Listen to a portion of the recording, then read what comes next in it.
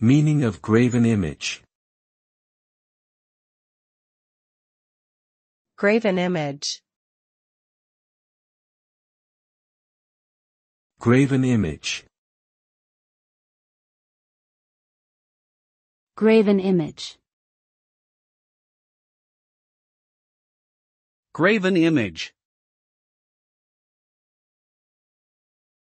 The term graven image is a biblically derived concept that refers to an object, typically made of stone or wood, which is worshipped as a deity.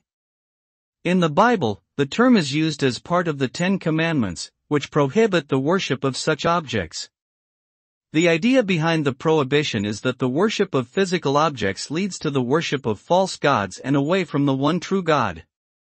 As a result, the term graven image is often used in contemporary discourse to refer to any object or idea that is given undue reverence or idolized.